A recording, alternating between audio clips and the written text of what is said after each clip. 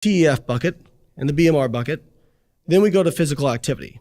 And physical activity is essentially two parts. There's exercise, which is kind of your purposeful movements. Like you go out for a walk, you do a training session, whatever. Any purposeful activity. And then you have what's called NEAT, which is non-exercise activity thermogenesis, which I think is actually really cool. It's fascinating. Yeah, it is. So I was actually hanging out with somebody last night and I was noticing them. They were fidgeting their feet and their fingers. And I said, have you always been pretty lean? And they were like, yeah, I never really had a problem maintaining leanness. And when you look at the obese resistant phenotype, people think they have high BMR or, they exercise a lot. And really what it seems to be is NEAT. They tend to, if they overeat, they just spontaneously increase their physical activity. Now, people get NEAT confused. I've heard people say, well, I'm going to go out for a walk to get my NEAT up. That's not NEAT. NEAT is not something you can consciously modify. What you're doing there, if it's purposeful, it's exercise. So for example, when I'm talking, if I'm waving around my hands, if I'm tapping my feet, if I'm whatever, that's NEAT. But, trying to get yourself, well, I'm just going to tap my foot more. Well, now if I'm consciously having to do this, then my focus, you know how the brain works. Very hard to do. You don't really do two things at once. Right. You kind of switch quickly between tasks, right? Absolutely. Can I quickly ask, was the person that you're referring to our friend Ben Bruno? No, but he is fidgety too. Amazing online fitness channel. He's a freakishly strong individual. Yeah. And I can't remember whether or not, Ben, you're a fidgeter or not, but anyway, I'll have to go check and we'll measure your fidgeting. About non-exercise induced thermogenesis, NEAT. My understanding of the old papers on this, old being, I guess, back to the mid-90s, is that the calorie burn from NEAT is actually pretty significant. We're not talking about 100 calories or 200 calories per day. We're talking about, in some cases, hundreds to maybe even close to 1,000 calories per day. Could you elaborate on that? Yeah, so there was actually a really classic study, I think I want to say it's from Levine in 1995. It was a metabolic ward study. And hopefully I don't butcher the study because I'm trying to, pull it out of my brain. I don't expect you to have PubMed in your head, although I must say you have a quite extensive PubMed ID grab bag in there. So I try to bring the receipts. Yeah, I try to bring the receipts. We will put a link to the study in the show note captions so people can peruse it if they like. Yeah. So I believe they had people overeat, and I think it was by 1,000 calories a day, and I think for 6 weeks. And this is the metabolic ward, so this is very tightly controlled. It's as tight as you get. And what was interesting is, of course, on average, people gained weight and gained fat mass. But some people gained more than expected. And there was one person in particular who only gained just over half a kilo, right? They should have gained I think it was something like 3 to 4 kilos, it was predicted. And what they found is this individual just spontaneously increased their physical activity. He didn't purposely do it. It just happened. And anecdotally, I've seen people who are, again, very lean, even eat a meal, sit down and start sweating, and be very fidgety. There was a natural bodybuilder back in the day named Jim Cordova, and this guy was just very lean all the time. And he was exactly that phenotype. He would walk up a flight of stairs and all of a sudden he's sweating.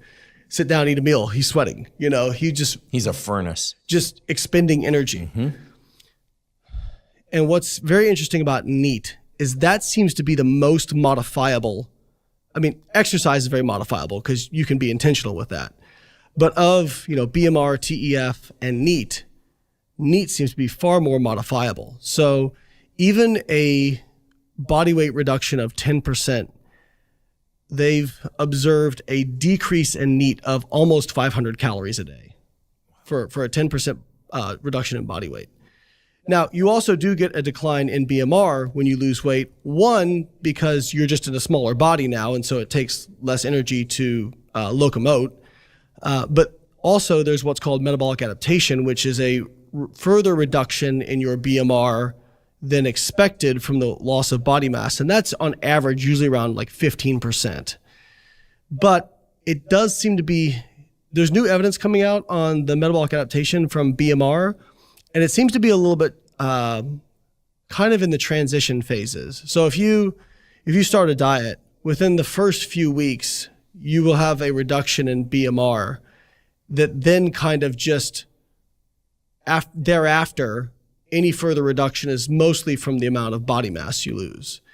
And then if you, like, for example, finish a diet and move your calories to maintenance, within a few weeks, BMR kind of starts to come back up. There is still a small reduction, but I used to be somebody who thought the BMR, the metabolic adaptation was a big reason why people stopped losing weight or plateaued. And now I think it's much more to do with NEAT. Interesting.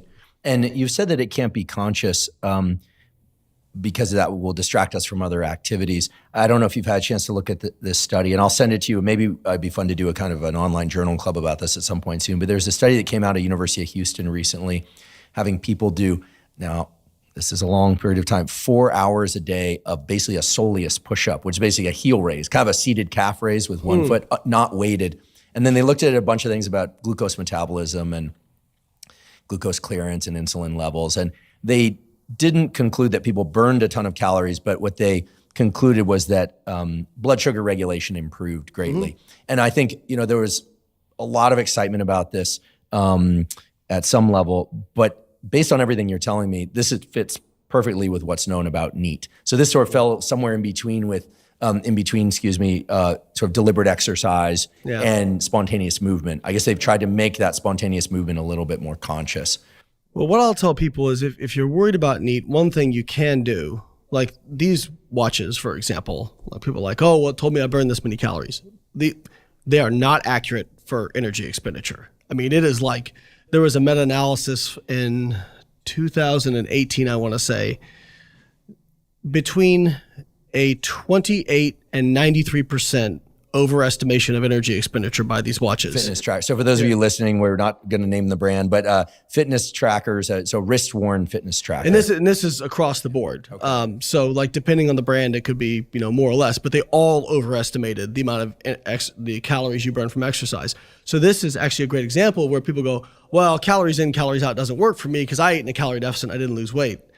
And when I talk to them, usually they went to an online calculator. It's a few things. They went to an online calculator, put in their information, it spat out some calories to eat, and they ate that and didn't lose weight. And it's like, well, what do you think is more likely, that you're defying the laws of, conservation of energy, or that you might have not gotten the right number for you? The measurement tool was off. Yeah. The next thing is a lot of people weigh very sporadically, and I'll tell people, like, if you're going to make an intentional weight loss a goal, and again, this can be different for different people, but typically I tell people weigh in first thing in the morning, right after you go to the bathroom, do it every day, and take the average of that for the week, and then compare that to the next week's average. Can I ask sorry to interrupt, but one quick question about that. When you say go to the bathroom, not to get too detailed here for unnecessarily, but are you talking about urination and emptying your bowels? Yeah, ideally, because you could eat a big meal the night before. Yeah, got it. Yeah.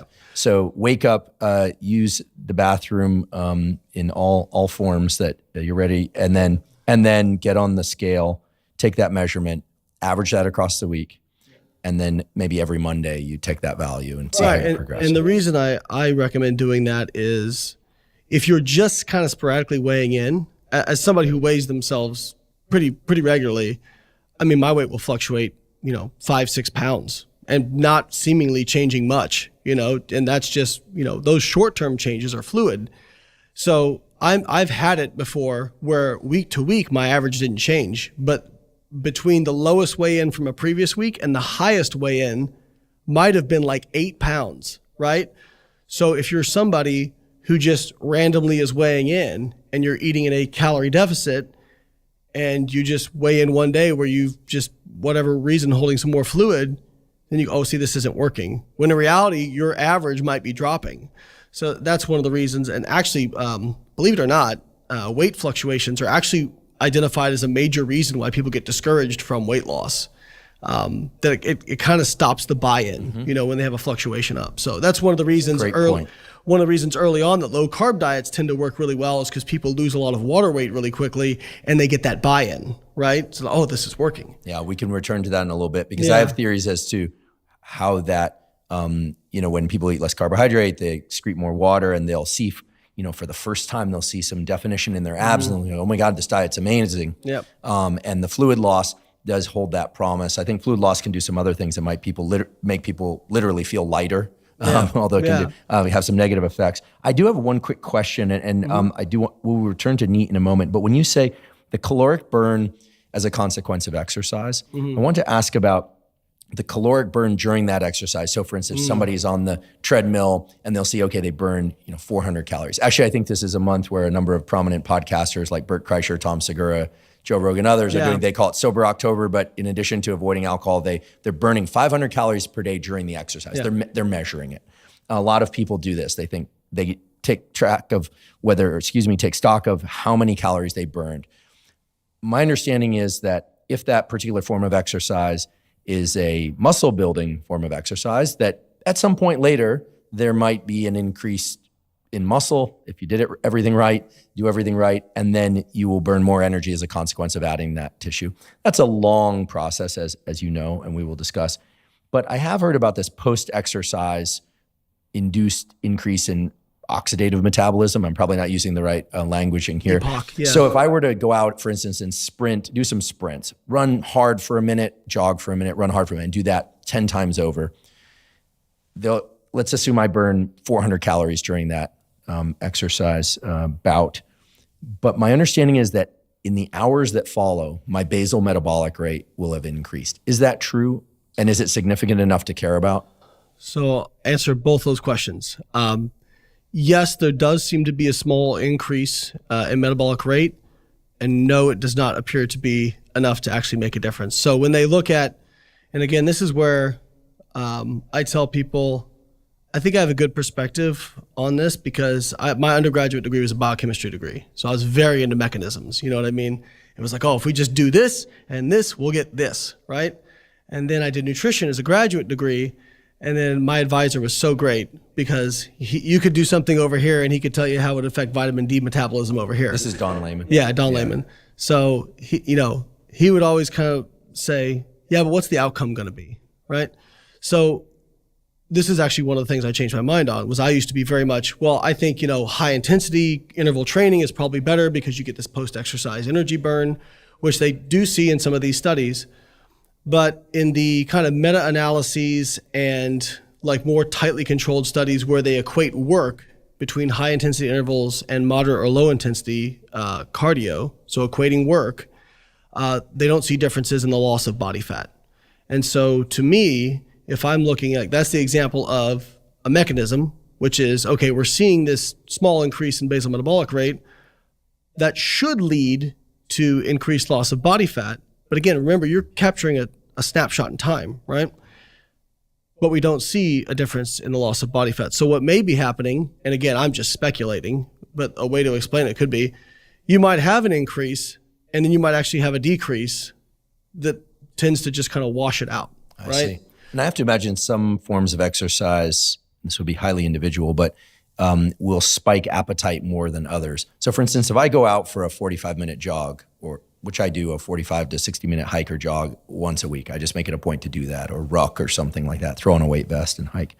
After that, I find I'm very thirsty, I want to hydrate, but I'm not that hungry. Mm-hmm. And that's true of most all cardiovascular exercise for me. But after I weight train, about 60 to 90 minutes later, I want to eat the refrigerator. And so obviously calories in, calories out dictates that will play an important role as to whether or not I gain or lose weight, et cetera. So is it safe to say that the specific form of exercise that people choose needs to be taken in consideration of calories in, calories out? So how much is burned during the exercise? Also, how much that exercise tends to stimulate appetite. I don't know whether or not people explore this in the rigorous studies. Yep. And whether or not that form of exercise actually increases lean muscle mass or not. So now we've taken exercise and split it into a number of different dimensions, but this is what you are so masterful at, is really parsing how the different components work individually and together. So if you would just expand on that, I'd love to know what you're thinking. Yeah, so this is actually a really fascinating thing. So first thing I want to just go back to talking about, like, for example, Bert and Tom and Joe we're going to do 500 calories a day on whatever. So those apparatuses don't measure those things effectively either, right? Just like these watches. But the one thing I will say is if you are, like, for example, if I do 2 hours of resistance training, typically this will say I burned about 1,000 calories, right? That's a lot of resistance training. Right. My weight workouts are warm up for 10 minutes and then 1 hour of work done. I love to train. Okay. You can recover from, my recovery quotient is pretty low. So I've been training for 30 plus years, and I found that if I do more than an hour of hard work in the gym, meaning resistance training, 75 minutes, maybe I'm okay. But past that, I have to take 2, maybe even 3 days off before I can train. My nervous system just doesn't tolerate it well. So I limit it to an hour, you know. But, part of that to remember is, like, I've kind of built up to that over a long period of time, right? You know, so you couldn't just throw somebody in and start having them do 2 hours a day. It's not going to go well for them.